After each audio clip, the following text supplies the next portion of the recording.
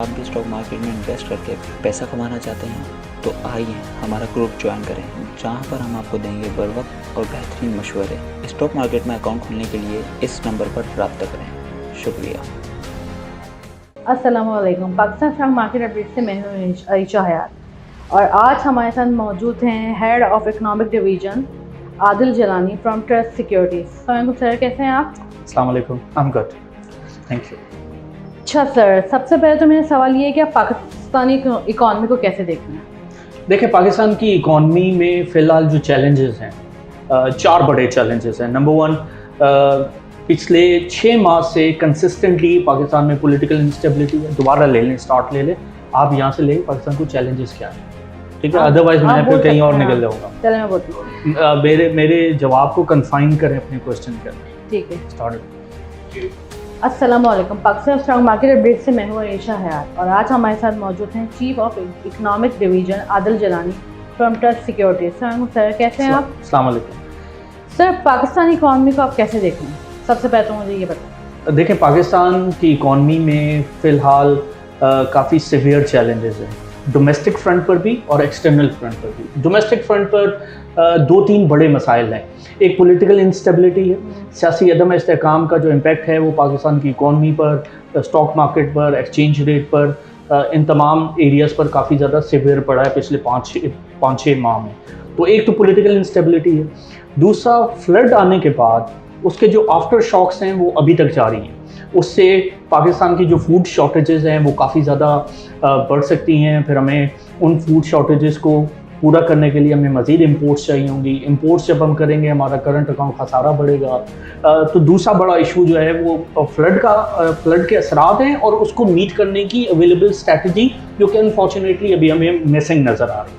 Sir, sorry to interview, अभी जैसे हमने फ्लड की बात की, उसके असरात की बात की, तो आपको नहीं लगता कि अब वक्त आ गया कि वो आहिस्ता आहिस्ता हम उनको क्रॉस करने जा रहे हैं? मतलब वो फ्लड जो आया था उसको आए हुए टाइम हो गया, तब हम उससे बाहर निकलते जा रहे हैं आहिस्ता आहिस्ता। नहीं, देखिए, अभी भी हम वहीं फंसे हुए हैं। नहीं, हम वहीं पर स्टक हैं। रीज़न बीइंग कि एक तो जो फ्लड की जो एस्टिमेशन थी गवर्नमेंट की वो तकरीबन 30 से 40 बिलियन डॉलर्स की। ठीक है। गवर्नमेंट को अब तक जो पैसा मिला है बैनुल अक़वामी एजेंसियों से, UN से, वर्ल्ड बैंक से या दूसरी तमाम डोनर एजेंसियों से, वो रफली 2.6 बिलियन डॉलर मिला। तो हमारी जो एस्टिमेशन थी 30 से 40 अरब डॉलर, उसके अगेंस्ट हमें 2.5 अरब डॉलर। तो ये तो करीब भी नहीं है। ये तो कुछ भी नहीं है। अब वो हमें क्यों पैसा चाहिए था? वो पैसा रीशा में इसलिए चाहिए था कि हम रीहैबिलिटेशन करें। हमें 15 से 20 बिलियन डॉलर इमीडिएटली चाहिए था ताकि हम रीहैबिलिटेशन के फेज़ में एंटर हो जाएं। अभी तो हमारा रेस्क्यू वर्क सही तरह स्टार्ट नहीं हुआ। सूबाई हुकूमतें ये कह रही हैं कि पैसा जब पानी यहाँ से निकलेगा तो फिर हम रेस्क्यू वर्क बेहतर तौर पर कर सकेंगे। तो अभी तो हम इनिशियल फेज़ में, फिर हमें रिहेबिलिटेशन करनी है, उन्हें मेडिकल एड देनी है, उन्हें छत मुहैया करना है। ये 3 करोड़ से ज़्यादा लोग हैं और वर्ल्ड बैंक ये कह रहा है कि अभी तक एज वी स्पीक हमारे पास कोई एग्जैक्ट डेटा नहीं है कि इसके असरात कितने डीप रूटेड हैं और आगे आने वाले दिनों में ये कितना इवॉल्व होगा। तो पॉइंट ये है कि अभी तक हम उससे निकले नहीं, अभी तो हमने कोई स्ट्रैटेजी मुरतब नहीं की कि हम इसे कैसे डील करेंगे। तो what I am saying is कि एक पॉलिटिकल इंस्टेबिलिटी का क्राइसिस है, दूसरा आपके फ्लड के असरात हैं और उसके अगेंस्ट उससे डील करने की स्ट्रैटेजी हमें मिसिंग नज़र आ रही है। अगर पैसा ना आया तो आप क्या करेंगे? गुर्बत बढ़ेगी, महंगाई वैसे ही जो है वो आसमानों को छू चुकी है, एंड देन उससे लॉलेसनेस की जो सिचुएशन है वो क्रिएट हो रही है, अनएम्प्लॉयमेंट आपकी बढ़ रही है। तो पॉइंट ये है कि एक तो ये बहुत बड़ा गैप है जिसको फुलफिल करने की स्ट्रैटेजी मिसिंग है। करंट अकाउंट का खसारा अगर आपका होता है तो क्या आपके पास इतने रिजर्व्स हैं? The answer is no. तो 8 बिलियन डॉलर के क्रिटिकल लेवल से भी आप नीचे चले गए। बाहर से इन्फ्लोज आपके आ नहीं रहे और याद रहे कि हम IMF प्रोग्राम में हैं, उसके बावजूद बाहर से पैसा नहीं आ रहा। तो बड़ी सीरियस क्रिटिकल सिचुएशन है। अगर बाहर से रीशा पैसा ना आया तो आपकी जो इकोनॉमिक सस्टेनेबिलिटी है उस पर बहुत बड़ा सवालिया निशान होगा कि क्या आप डिफ़ॉल्ट की तरफ जा सकते हैं, और अगर गए तो फिर हम जो है वो किस तरह मैनेज करेंगे अपने तमाम इकोनॉमिक डायनामिक्स। सर, ये सारे हमने बातें की, बेसिकली हम इसको चैलेंजेस का नाम भी दे सकते हैं, ये हमारे सारे ओवरऑल चैलेंजेस हैं। ठीक है, तो पहला सवाल तो ये है कि हम इन चैलेंजेस से कैसे निकलेंगे। दूसरा सवाल ये है कि जो आप बात कर रहे हैं कि हमें जो एड चाहिए या हमें फंड्स चाहिए या XYZ हमें हेल्प चाहिए, अगर आप इसको यूँ भी कहें, तो सर आपको नहीं लगता कि जो हमारे पॉलिटिकल जो हमारे लोग हैं, सियासतदान हैं, शायद बाहर वालों को भी भरोसा नहीं है, तो जिस वजह से वो हमारी हेल्प नहीं कर रहे या हमें इमदाद नहीं दे रहे, तो फिर आने वाले दिनों में कैसे देंगे? देखिए, ऑफ कोर्स ये एक जेन्युइन इशू है। आप जिस तरफ इशारा कर रही हैं लेजिटिमेसी का, कि मौजूदा गवर्नमेंट की जो क्रेडिबिलिटी पाकिस्तान के डोमेस्टिक इन्वेस्टर्स की नज़र में और फॉरेन इन्वेस्टर्स की नज़र में वो उतनी नहीं है जितनी के शायद होनी चाहिए। और यही वजह है कि अभी आप देखें, आपके जो बॉन्ड की जो यील्ड है वो 125% से ऊपर चली गई है, क्योंकि ग्लोबल इन्वेस्टर इस तरह देख रहा है कि जब आपके प्राइम मिनिस्टर ने, आपके पॉलिसी मेकर्स ने दुनिया से इमदाद के हवाले से अपील की, तो वो इसको ऐसे देख रहे हैं कि हमारे पास उतने फंड्स अवेलेबल नहीं है, हम अपने डेट को पे ऑफ नहीं कर सकते, इसलिए अब हम कह रहे हैं कि जी हमारे कर्जे माफ़ कर दें। तो पॉइंट ये है कि ये बड़ा सेंसिटिव इशू है, इसको बहुत बेहतर तौर पर डील करना चाहिए था।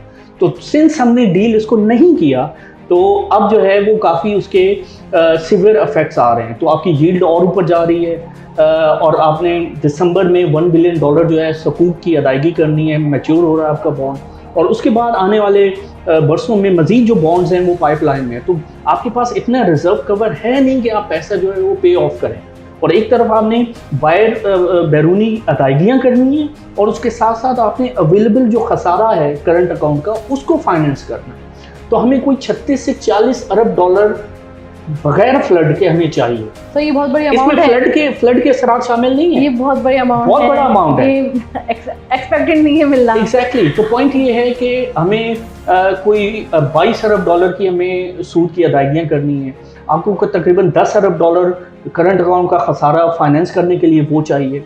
देन फिर आपको अपने जो रिजर्व्स हैं उसको इम्प्रूव करने के लिए तकरीबन 6 से 8 अरब डॉलर आपको वो चाहिए। देन IMF ने ये भी कहा था कि एक्सटर्नल फाइनेंसिंग जो हमारे प्रोग्राम के अंडर एम्बेड में आती है, उसके अलावा आपको 4 अरब डॉलर चाहिए। तो ये कुछ 40 अरब डॉलर का नुस्खा है फ्लड की रिहेबिलिटेशन के फंड्स अरेंज करने के साथ साथ। तो ये बहुत सीवियर चैलेंज है, और जब तक हम इस सियासी अदम इस्तेकाम से नहीं निकलेंगे, इलेक्शन की तरफ हम नहीं जाएंगे, पॉलिटिकल स्टेबिलिटी होगी तो हम इकोनॉमिक स्टेबिलिटी के हवाले से उम्मीद रख सकते हैं। तो तब तक हम एक बेहतर और खुशहाल पाकिस्तान के हवाले से हम उम्मीद नहीं कर सकते अनफॉर्चुनेटली। तो मौजूदा जो चैलेंजेस हैं वो बड़े सीवियर हैं। तो आपने कहा कि सोल्यूशन उसका क्या है? सोल्यूशन फ़िलहाल शॉर्ट टर्म में यही है कि आप सियासी अदम इस्तेकाम को ख़त्म करें और जो रिजर्व्स हैं उनको इम्प्रूव करें, ताकि एक तरफ आप बैरूनी खसारे को फाइनेंस करने की पोजीशन में आ जाएं, और दूसरी तरफ वो तमाम कमिटमेंट्स जो मुख्तलिफ डोनर एजेंसीज़ ने और आपके फ्रेंडली कंट्रीज़ ने की हैं वो किसी तरह फुलफ़िल हों, ताकि आप फ्लड के असरात को भी कहीं ना कहीं मीट करें, उनको भी एड्रेस कर सकें। तो अभी विंटर आ रहा है, विंटर में गैस का क्राइसिस होगा, आपका एनर्जी क्राइसिस वैसे ही बढ़ रहा है, तो काफ़ी ख़तरनाक सिचुएशन। आने वाले दिनों में तो पॉलिटिकल स्टेबिलिटी दिखाई नहीं दे रही। दूसरी बात ये कि आज इसाक डॉक्टर साहब, जैसे कि हम सुन रहे हैं न्यूज़ में कि USA गए हुए हैं, उनके IMF से आज मीटिंग है, वर्ल्ड बैंक के साथ भी, तो आप इसको कैसे देख रहे हैं, क्या एक्सपेक्टेशन है? देखिए, एक्सपेक्टेशन तो काफ़ी हाई सेट पर, और IMF और वर्ल्ड बैंक का जो स्टांस है पाकिस्तान के मौजूदा इकोनॉमिक सिनेरियो के हवाले से वो बड़ा मैटर करता है। और फिर ये भी मैटर करता है कि इसाक डार साहब जो है वो क्या अपनी उनकी डिमांड्स हैं जो वो फुलफ़िल कर सकते हैं IMF और वर्ल्ड बैंक से। नंबर 1 ये कि उन्हें IMF की जो कंडीशंस हैं उसमें किसी हद तक रिलैक्सेशन वो हासिल कर सकते हैं या नहीं, ये एक बड़ा सवालिया निशान है, क्योंकि IMF ने अपने प्रोग्राम में मेंशन किया है कि आपको अपनी सब्सिडीज़ ख़त्म करनी है। अभी इस दिसंबर के एंड तक आपको अपनी पावर सब्सिडीज़ कोई 150 बिलियन तक लेकर आनी है। अभी वो 200 बिलियन 200-2.25 बिलियन पर है। तो विच मीन्स कि आप मज़ीद जो है वो सब्सिडाइज नहीं कर सकते पावर रेट्स को।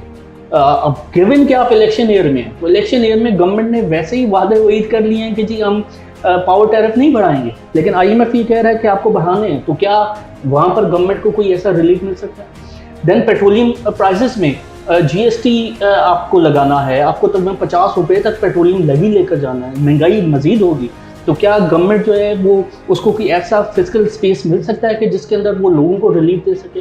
तो ये भी एक बहुत बड़ा सवालिया निशान है। फिर उसके अलावा क्या गवर्नमेंट, क्या IMF या वर्ल्ड बैंक उस तरह की फंडिंग पाकिस्तान को दे सकते हैं जैसा कि कोविड के टाइम पे प्रीवियस गवर्नमेंट को एक ठीक ठाक अमाउंट जो है IMF की जानिब से मिला था, कि जिसकी वजह से हमने अपने रिजर्व्स को भी उसमें भी इजाफा किया और तमाम जो कोविड के असरात हैं उनको डील करने के लिए स्ट्रैटेजी भी बनाई और लोगों को उस तरह की फंडिंग भी दी। तो क्या वहाँ से उन्हें कोई ऐसा रिलीफ मिल सकता है? फिर तकरीबन $7.5 अरब IMF और वर्ल्ड बैंक और दूसरी डोनर एजेंसी से गवर्नमेंट को चाहिए दिसंबर तक, अक्टूबर से दिसंबर तक की मैं बात कर, जिसमें $2 अरब का यूरो बॉन्ड भी शामिल, जिसमें आपकी कमर्शियल बोरिंग भी शामिल।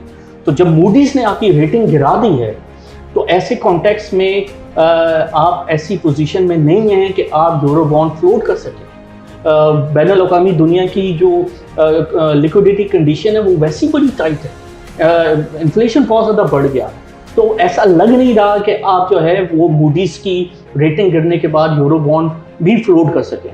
तो पॉइंट ये है कि जब आप यूरो बॉन्ड भी नहीं फ्लोट कर सकते, जब बैनुल-अक़वामी दुनिया से आपको कोई पैसा भी नहीं मिला, तो ये जो गैप है $7.5-8 बिलियन का जो IMF प्रोग्राम में मेंशन्ड है, वो आपको कहाँ से मिलेगा? तो रिजर्व्स आपके गिर रहे हैं, आउटफ्लोज आपके बढ़ रहे हैं, रुपया आपका मुसलसल गिर रहा है। अभी कुछ एडजस्टमेंट उसमें हमने देखी थी, लेकिन वो सस्टेनेबल नहीं। तो what I am saying is कि आपकी जब सीमेंट की सेल्स गिरेंगी, सीमेंट की सेल्स अभी गिरी हैं, आपकी ऑटो की सेल पहले क्वार्टर में 25% गिरी है, आपकी लार्ज स्केल मैन्युफैक्चरिंग की प्रोडक्शन 16.5% गिरी है, तो इकोनॉमिक स्लो डाउन की तरफ आप जा रहे हैं, महंगाई वैसे ही ऊपर है। तो व्हाट आई फील इज कि आप स्टैगफ्लेशन की तरफ बढ़ रहे हैं। स्टैगफ्लेशन में आपकी महंगाई ज़्यादा होती है, आपकी ग्रोथ गिरना शुरू हो जाती है और फिर उसके साथ साथ अनएम्प्लॉयमेंट बढ़ती है। तो ये स्टैगफ्लेशन का जो फेज़ है, ये पाकिस्तान के लिए बहुत ख़तरनाक फेज़ होगा और अब डिपेंड इस पर करता है कि गवर्नमेंट जो है वो उसके खिलाफ क्या स्ट्रैटेजी करती है, और स्ट्रैटेजी अगर बना भी ले तो क्या उन्हें जो आपने सवाल किया था कि कैपेसिटी उनकी है और क्रेडिबिलिटी ऐसी है कि बैनुल-अक़वामी दुनिया उन्हें कोई फंड दे, तो this is a big question mark. Sir अभी आपने थोड़ी देर पहले बात की पॉलिटिकल स्टेबिलिटी की और लाइक लास्ट गवर्नमेंट की, जैसे आपने बात की कि कोविड में उनको जो है फंड्स मिले थे, तो सर दोनों में फ़र्क नहीं है उन पे, मतलब उनकी थी क्रेडिबिलिटी कि उनको फंड्स मिल गए और वो सही सब कुछ लेके चल रहे थे, लेकिन इस गवर्नमेंट की अपनी कोई क्रेडिबिलिटी नहीं है। आप इसाक डर की बात करें, उनकी खुद की क्या इमेज है, उन पे केसेस हुए हैं, वो आए हैं, वो अपने केसेस को फेस कर रहे हैं, तो क्या IMF या वर्ल्ड बैंक एक ऐसे इंसान पर भरोसा करके उसको फंडिंग करेगा जिसकी खुद की मुल्क में उसकी वो मतलब कोई क्रेडिबिलिटी नहीं है? देखिए, that's what I am saying कि काफ़ी सिवियर चैलेंजेस हैं और इन चैलेंजेस को मीट करने के लिए ओबियसली आपको इन तमाम मसाइल को डील करना है। अगर आपको पैसे नहीं मिल रहे और साथ आप सियासी अदम इस्तेहकाम भी ख़त्म नहीं कर रहे, तो आप फिर इससे कैसे डील करेंगे? मुझे तो ऐसा लग रहा है कि आप हवा में तीर चला रहे हैं और तो हम ये समझें कि स्ट्रैटेजी नहीं है कोई भी। अनफॉर्चुनेटली स्ट्रैटेजी नहीं है, क्योंकि ग्रोथ के टारगेट आपने 5% रखे हैं, वर्ल्ड बैंक कह रहा है आपकी 2% ग्रोथ होगी, मूडीज आप कह रहा है कि 0 to 1% ग्रोथ होगी, अभी स्टेट बैंक ने कहा है कि 2% ग्रोथ होगी, तो आपने बजट में मेंशन किया है कि हम 5% ग्रोथ पर जाएंगे, तो इसमें बहुत बड़ा गैप है।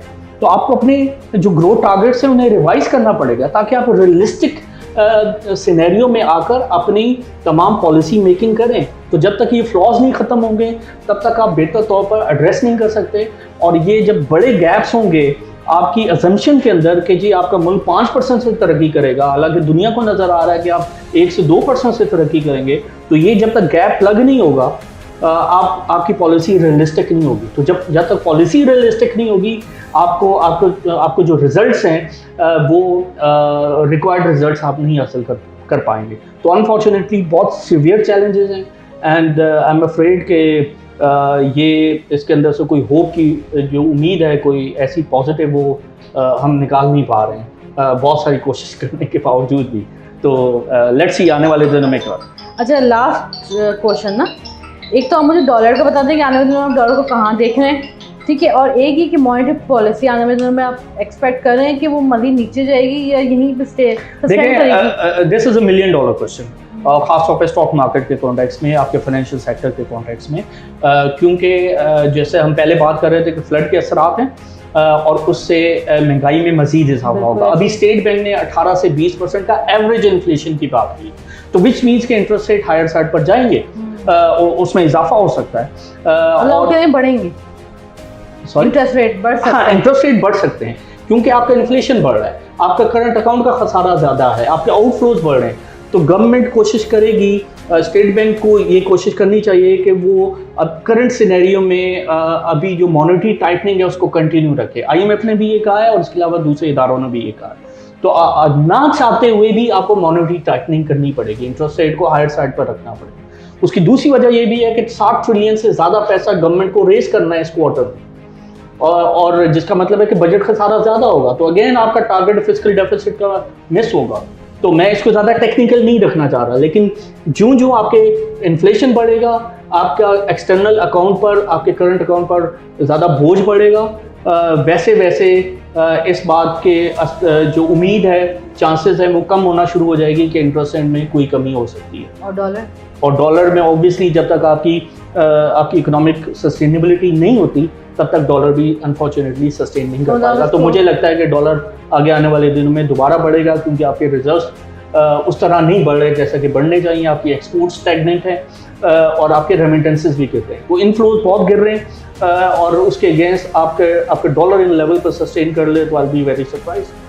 Sir thank you so much sir, आपके टाइम का बहुत बहुत शुक्रिया। Thank you. आप स्टॉक मार्केट में इन्वेस्ट करके पैसा कमाना चाहते हैं तो आइए हमारा ग्रुप ज्वाइन करें, जहां पर हम आपको देंगे बर वक्त और बेहतरीन मशवरे। स्टॉक मार्केट में अकाउंट खोलने के लिए इस नंबर पर रब्ता करें। शुक्रिया।